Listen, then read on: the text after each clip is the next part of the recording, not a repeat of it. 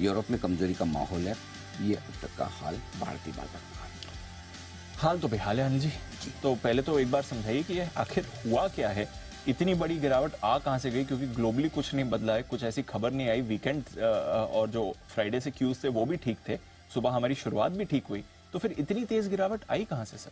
ये दो ही चीज़ें। एक तो सबसे पहली चीज, मतलब अगर मैं बार बार कहूँ कि अगर at the cost of repetition, लेकिन वही हो रहा है जिस वजह से बाजार गिर रहे हैं। जब आप ये कह रहे हैं कि ऐसा कुछ खास बदला नहीं देश दुनिया में, कोई ऐसी खास खबर नहीं है, तो फिर दो ही चीज़ें हैं जो बाजार पर दबाव डाल रही है, और इस लाइन को बहुत अच्छे से याद कर लेना चाहिए हमें। बिकवाली का दबाव, खरीदारी का अभाव। बिकवाली का दबाव एफआईएस की तरफ से था, है, और लगता है कि आगे और चलेगा। खरीदारी का अभाव पहले नहीं होता था, अब है। आप देखिए इस बार के फॉल और पिछले जितने फॉल हुए उसमें एक ही फर्क है। इस बार के फॉल में लंबे समय बाद पहली बार ऐसा हुआ दीप कि जब किसी को लेना नहीं है। नहीं तो हमेशा लोग लेने को तैयार बैठते थे, और उसका रीज़न ये है कि पहले बार जब जब गिरावट आई है तब तक है ना, उस समय ट्रेडर्स पैसे इन द मनी होते थे जी, और बेचकर तुरंत पैसा कैश किया और वापस नीचे खड़े हो जाते थे। Correct sir. पहली बार ऐसा हुआ था कि ब्रॉडर मार्केट में करेक्शन पहले आया, आपके शेयर जो आपके पास पड़े हैं वो पहले ही 20%, 30%, 25% नीचे हो गए, बिल्कुल। आप नुकसान में हैं। और उसके बाद ब्रॉडर मार्केट में जो गिरावट थी वो दिग्गजों में आनी शुरू हुई। तो अब तो पहले से फंसे हुए इन्वेस्टर्स हैं या ट्रेडर्स हैं, वो नया क्या खरीदेंगे? सो ये लंबे समय बाद, मेरे ख्याल से साल भर 1.5 साल के बाद अब ये ऐसा हुआ है कि जब आपको ये लग रहा है, मेरे ख्याल से जो फरवरी मार्च 2023 में जब एक बार जो करेक्शन था, उसके बाद अब 1.5 साल बाद ये करेक्शन आ रहा है, जहाँ पर पहली बार 1.5 साल बाद अब इन्वेस्टर्स, ट्रेडर्स नया खरीदना नहीं चाहते। सो बिकवाली का प्रेशर तो हमने कई बार झेला है। एफआईएस का जब जब झेलते हम भी बहुत चौड़े होकर बोलते कहाँ जाएंगे, यहीं आएंगे, राइट। लेकिन इस बार पहली बार ये कि यहाँ आने के लिए हम तैयार नहीं है, हम लेने को तैयार नहीं है। तो आई थिंक वो एक सबसे बड़ा फैक्टर है दीप कि अगर एक तरफ लोकल फंड्स हैं वो खरीदने की कोशिश कर रहे हैं, दूसरी तरफ एफआईएस बेचे हैं, लेकिन रिटेल ट्रेडर्स और इन्वेस्टर्स का, जिसमें एचएनआई इन्वेस्टर्स आ गए, फैमिली ऑफिस आ गए, रिटेल ट्रेड्स आ गए, कोई छोटे मोटे इनफॉर्मल पीएमएस आ गए, ये सब लोग हाथ बांध कर बैठे हैं। और ये सपोर्ट बाजार के लिए जो मिसिंग है ना, इसलिए प्रेशर ज़्यादा आता दिख रहा है। सो पहली चीज़ तो ये कि लेना किसी को इस वक्त है नहीं, फंड्स को छोड़ दे। दूसरा है कि जिनका थोड़ा बहुत प्रॉफिट है उनको भी लगता है मैं भी बेच दूँ, क्या उसके बाद लूँ। सो आई थिंक ये सारी चीज़ें हैं जो बाजार पर प्रेशर डाल रही है। सबसे पहली चीज़ तो ये कि एफआईएस की तेज बिकवाली से बाजार परेशान है। दूसरा, रही कई कसर आज आपके मिड कैप स्मॉल कैप शेयरों ने पूरी कर दी। अब तक मिड कैप स्मॉल कैप शेयरों को बाजार थोड़ा सा रिलेटिवली सेफ मानकर इसलिए चल रहा था कि चलो ये पहले गिर गए, दूसरी बार में ये नहीं गिरेंगे। अब लार्ज कैप अपना गिरना बाकी था वो पूरा कर रहे हैं। और तीसरा ये भी कि एफआईएस बेचते हैं, तो एफआईएस क्या बेचते हैं, उनके पास है क्या जो बेचेंगे? रिलायंस बेचेंगे, एचडीएफसी बैंक बेचेंगे, एलएनटी बेचेंगे, टीसीएस बेचेंगे, बेच दो। इनके पास तो मिड कैप स्मॉल कैप है नहीं कि वो बेचे। लेकिन आज जिस तरह से मिड कैप स्मॉल कैप शेयरों ने लीड किया थी कमजोरी को, वो बाजार की कमर तोड़ दी। कि अगर mid cap small cap share 3-3% टूट रहे हैं तो ये ठीक नहीं है। इजराइल ईरान का तनाव घटने का संकेत नहीं आ रहा है, नो डाउट बढ़ा नहीं है, लेकिन घटने का भी संकेत नहीं है। Correct sir. विधानसभा चुनाव के जो 2 एग्जिट पोल हैं उसमें मजा नहीं आ रहा मार्केट को, ठीक है। डाउ फ्यूचर्स ऊपर से 125-150 पॉइंट कमजोर हैं, ठीक है। लेकिन आज गिरने की क्रेडिट आप किसी और को मत दीजिए। इवन मैं आज तो एफआईएस को भी ब्लेम नहीं करता, क्योंकि वो तो हमेशा से बेच रहे हैं। ऐसा तो नहीं कि आज ही दबा के भेजा, आज भी नंबर बढ़ाएगा, लेकिन आज की क्रेडिट तो सिर्फ मिड कैप स्मॉल कैप शेयरों को जाती है। इनकी वजह से जो मूड खराब हुआ है, आप देखिए लास्ट में गिरे हैं लार्ज कैप, पहले नहीं गिर रहे थे, करेक्ट। इसका मतलब ये कि अब छोटे मझोले शेयरों में जो फंड्स हैं वो बहुत एग्रेसिव खरीदने के मूड में नहीं है।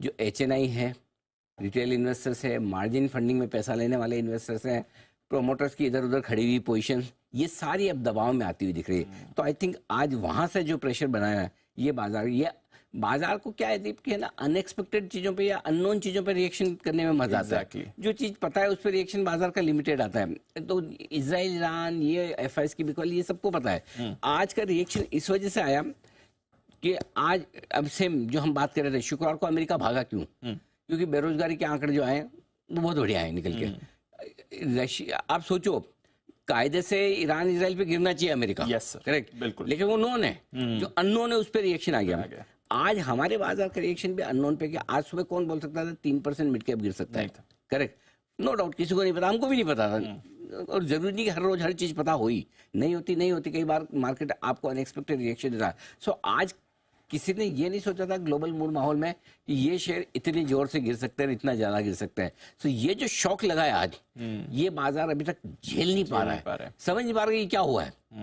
तो वो अचानक से जब होता है ना, भाई आप देखो एक दीप, अगर आप बहुत 100-120 की स्पीड से गाड़ी चला रहे हो तो आप मेंटली प्रिपेयर्ड हो, भाई साहब अचानक से आएगा, ब्रेक मारना पड़ सकता है, थोड़ी गाड़ी का बैलेंस बिगड़ सकता है, एक्सीडेंट होने के चांस है। लेकिन आप चले 30 पे रहो। हाँ, कुणाल जी की तरह। कुणाल जी की तरह और भी स्लो 15, कुणाल जी 15 वाले हैं भाई, 30 भी उनके लिए ज्यादा है। 30 मतलब कुणाल जी की स्पीड डबल मत कीजिए आप। तो अगर लेकिन 30 में अगर आपका एक भारी भरकम कोई एक्सीडेंट हो जाए तो शौक लगे यार ये क्या है। करेक्ट। सो यहाँ आज है ना जो मार्केट को झटका लगा है ना, वो देखो निफ्टी, बैंक निफ्टी पे दीप ये चीज क्लियर है, हम मेंटली प्रिपेयर थे कि हमको सितंबर लो स्ट्रेस करने हैं। करेक्ट, बराबर है। 24,750 इंटरडे था, 24,850 क्लोजिंग था, तो उसके आसपास 50 पॉइंट 100 पॉइंट ऊपर नीचे हो सकता है, वो एक अलग बात, वो टेस्ट करना पक्का था, उसमें किसी को कोई डाउट नहीं था।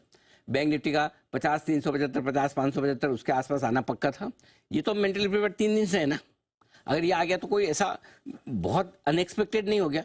अनएक्सपेक्टेड कब होगा, जब इसके नीचे जाके और जाना शुरू हुआ। अब ये नई प्रॉब्लम शुरू हुई, लेकिन आज की नई प्रॉब्लम जो आई है वो मिड स्मॉल कैप शेयरों में जो पैसे लग रहे हैं, डिलीवरी में भी। अभी तक क्या ट्रेडिंग में पैसे लगता है तो आज मैं ना अपने आप को दिलासा था यार मैं ट्रेडिंग की मुझे पता तो लगेंगे, लेकिन जब डिलीवरी में आदमी स्टॉक खरीद के रखे, लंबे समय तक रखे, या तो उसको भारी लॉस होने लगे या फिर अच्छे प्रॉफिट से लॉस में आने लगे, तब उसको शॉक लगता है। और वो शॉक आज जो ये लग रहा है वो बाजार पे भारी पड़ता दिख रहा है। इसलिए मूड माहौल समझ गया सर। दिक्कत वहाँ है, आज दिक्कत ब्रॉडर मार्केट की। तो करें क्या?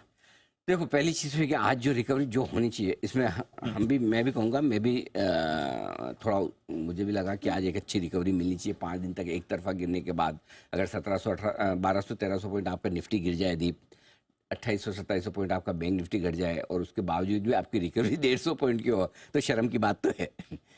आज की रिकवरी बहुत ही छोटी थी और बहुत ही ढीली थी। छोटी इसलिए थी कि 125 पहला लेवल ही पार नहीं हुआ भाई हमसे, ये कमजोरी है ना, कमजोरी है। पहला लेवल ऊपर का पार नहीं हुआ निफ्टी बैंक निफ्टी से, तो इसका मतलब क्या है, मार्केट तो ढीला है और रिकवरी भी कितनी है, मच्छर जितनी। करेक्ट। 150 पॉइंट की रिकवरी कोई रिकवरी है हार्डली। बैंक निफ्टी में भी आप देखो 675 का पहला लेवल था, उसके थोड़ा सा वहां तक पहुंचे। सो बात यह कि आपने ढंग से पहला लेवल भी पार नहीं किया, टिके भी नहीं।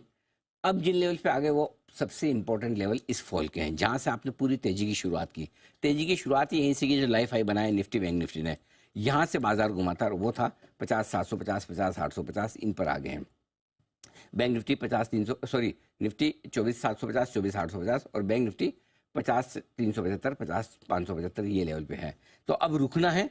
ओहो जोश आया, रिकवरी आई है। बात सुनते सुनते रिकवरी है। तो ये जो लेवल था यहाँ तक करेक्शन पूरा करना था, इसके नीचे जाने पर फ्रेश कमजोरी होगी। तो सितंबर महीने के लोज अगर टूटते हैं तो ये आपके लिए ज़्यादा दिक्कत की है। मिड कैप स्मॉल कैप शेयरों की कमजोरी से ज़्यादा पैनिक है।